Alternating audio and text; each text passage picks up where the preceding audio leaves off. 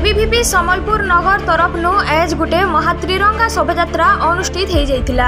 ई विशाल शोभायात्राटा गंगाधर मेहर विश्वविद्यालय नु मूल करी जिलापाल कार्यालय नु शेष होइथिला। त्रिरंगा शोभायात्रार उद्घाटक भावे गंगाधर मेहर विश्वविद्यालय कुलपति जोग देथिले।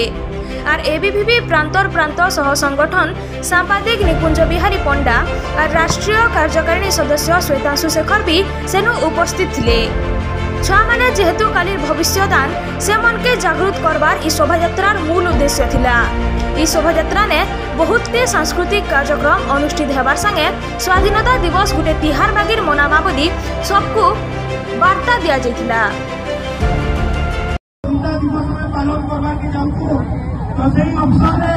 आज गंगाधर मेहर विश्वविद्यालय और हायर सेकेंडरी स्कूल सब भाई बंधु मिशिक तिरंगा शोभायात्रा महातिरंगा शोभायात्रा आरंभ करूँ।